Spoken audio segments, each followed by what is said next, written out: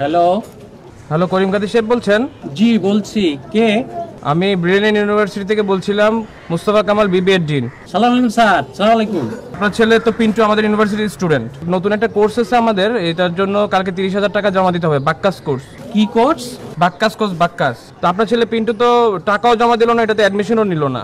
Sir okay তো কয়েকদিন আগে 40,000 টাকা দিলাম, ওই টাকাগুলো সে জমা দেয় নাই। ছেলেটা দিন দিন বড় বেয়াদব হচ্ছে স্যার, দেখেন কি বেয়াদব হয়ে যাচ্ছে ছেলেটা।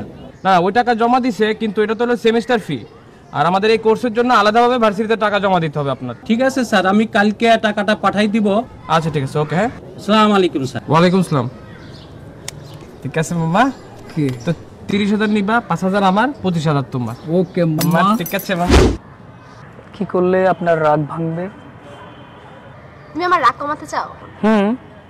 তুমি একটা কাজ করো, তুমি আমার জন্য আইফোনের কাছাকাছি একটা মোবাইল নিয়ে আসো, পারবে? আমি তো তোমার জন্য আইফোন কোম্পানিটাই নিয়ে আসতে চাই, আর তুমি বলতেছো আইফোনের কাছাকাছি। ওকে, হয়ে যাবে। রিয়েলি? রিয়েলি। হাউ সুইট, কবে দিবা? তাহলে কিন্তু একটা ব্যাপার আছে, কি?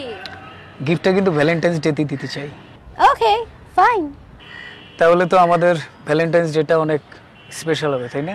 অফ কোর্স, তুমি আমার জন্য এত সুন্দর একটা গিফট আনবা আর আমাদের ভ্যালেন্টাইন্স ডেটা স্পেশাল হবে না? Of course it will be special. It's done baby. ইয়া গিলিলিলুম পালপালু তুজা। What the hell was that? এটা একটা ভাষা। কিসের ভাষা? আনন্দ ভাষা। And who is the creator? Anand Shankar.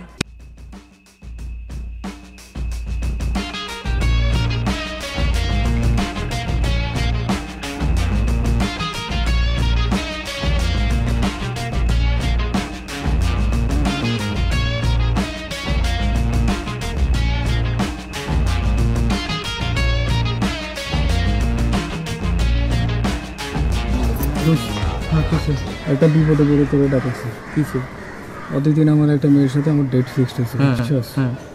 ওই মেয়েটা একটা মোবাইল চেয়েছে, মোবাইল 20-25 হাজার টাকা। আমি কোথায় তো মোবাইল দিয়ে এখন তুই ডেট করবি?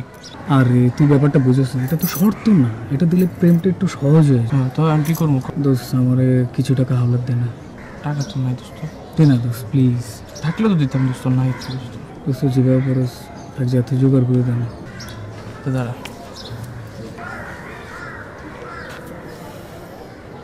তোর একটা কথা বল। তোর আব্বার কাছে একটা ফোন দিয়া আমি ভার্সিটির ডিন সাজবো, চাই যা ফোন দিব, নতুন একটা কোর্সের জন্য টাকা জমা দিতে হবে। আরে আমি তো সেমিস্টারের টাকা দিয়ে দিছি। তো সেমিস্টারে পয়সা দিচ্ছ সেটা ঠিক আছে, কমে যে নতুন একটা কোর্স, ওই কোর্সের লাগে দিতে হবে। একটা লামসাম বুঝাই দিব আর কি, বুঝছ না? আব্বা যদি ধরে এলে আর বুঝবো না তাই না? তো সারাদিন থাকে চাউলের আর দে। নাম্বারটা দিয়ে তুই, আমি নাম কথা কইতাছি।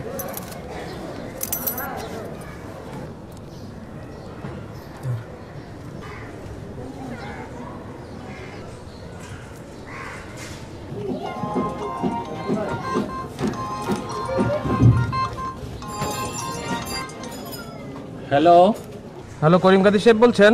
জি বলছি, কে? আমি ব্রিলিয়ান্ট ইউনিভার্সিটি থেকে বলছিলাম, মুস্তফা কামাল বিবিএর ডিন। সালাম আলাইকুম স্যার। সালাম আলাইকুম।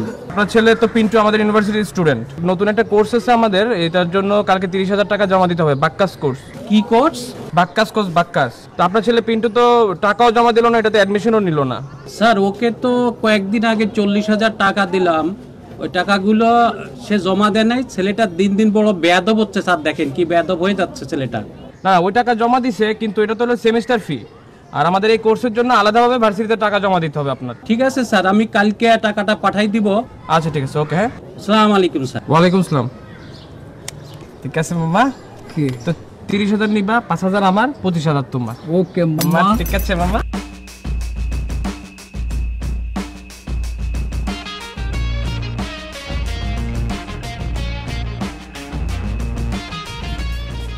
যাই, তোর সমস্যা কি রে?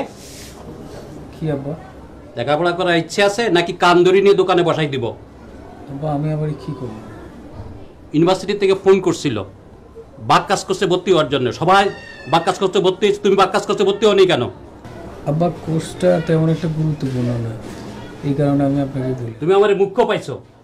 দুনিয়া ভরা ব্রিলিয়েন্ট ছাত্ররা হুমড়ি খেয়ে পড়ছে বাক্কাস কোর্সে ভর্তি হওয়ার জন্যে, আর তুমিও আমাকে বলতেছো কোর্সটা ইম্পর্টেন্ট না। আমাকে ইম্পর্টেন্ট শেখাচ্ছ, চড়ে দাঁত ভেঙে ফেলাবো। কালকে চেক নিয়ে যাবা, যে ভর্তি হবা, ঠিক আছে?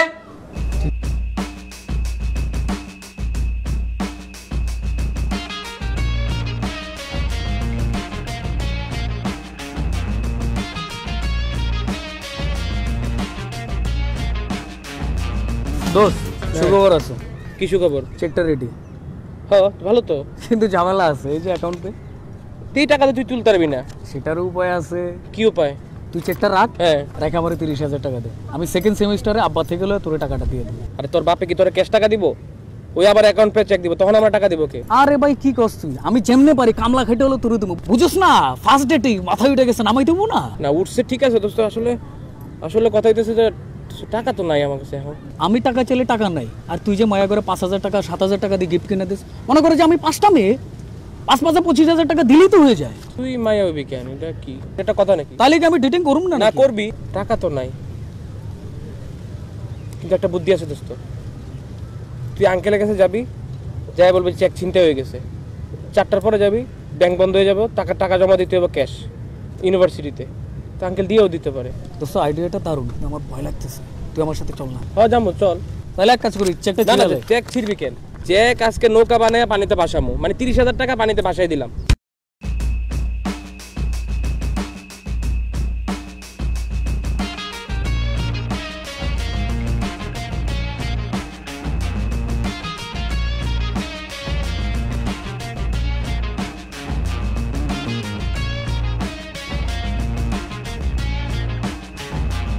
আব্বা হ্যাঁ কি হয়েছে? আব্বা ওই যে আপনি যে চেকটা দিয়েছেন না ইউনিভার্সিটির জন্য, ওইটা মানে রিক্সা দিয়ে যাওয়ার সময় সিনটাইগুলো ছিনিয়ে নিয়ে গেছে। কি হয়েছে এটা সিনটাইগুলো নিয়ে গেছে আব্বা। মানে চিন্তা করে কোথা থেকে নিল? আব্বা ওই যে রাস্তা দিয়ে যাচ্ছিলাম আর কি। আব্বা কোন রাস্তা দিয়ে যাচ্ছিলা? ওই যে আমাদের ওই ভার্সিটির মোড়ে ধরছিল আর কি।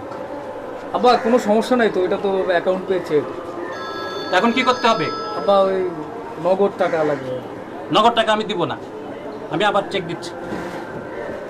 আঙ্কেল ব্যাংক তো বন্ধ হয়ে গেছে, ভার্সিটি তো আর নগদ টাকা ছাড়া নিবে না, আজকে লাস্ট ডেট আঙ্কেল। আমি ফোন করে দেখি ভার্সিটিতে, আমি কথা বলি ডিনের সঙ্গে। আঙ্কেল একটু আসবে।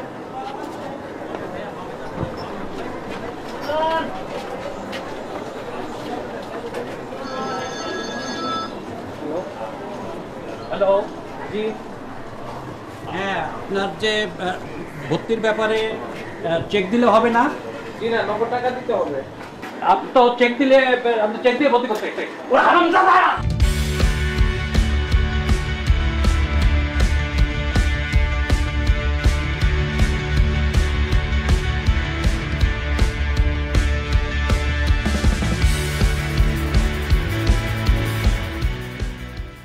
তুমি কি করছো?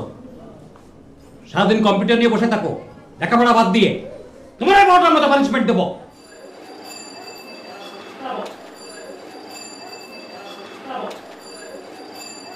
বাবার টাকা শ্রাদ্ধ করো, আমি কষ্ট করে টাকা কামাই করি, সেই টাকা এখানে ওখানে খরচ করো, তোমার ঠ্যাং বড় ভেঙে দেবো আমি। তোমার জন্য ছেলেরা নষ্ট হয়েছে, লেখাপড়া করে না, আমার টাকা শ্রাদ্ধ করে। তোমার কথা শেষ হয়েছে? তাহলে শোনো, তুমি আমার আদরের ছেলেরা মোটেও নষ্ট হয় নাই। ওরা মানুষ হবে কিভাবে? সব কাজ তোমার করে দিতে হবে, কোনো কাজ ছেলেদের করতে দিবে না। এই জন্য তো ছেলেরা আজকে এই অবস্থা। তোমার ছেলেদেরকে মানুষ করো, দেখছি মানুষ নয়, আমি ঠ্যাং বড় ভেঙে ফেলাবো দুটাকে। আচ্ছা পারো তো এইসবই, যাও ঠ্যাং ভাঙ্গো। আর পারো কি?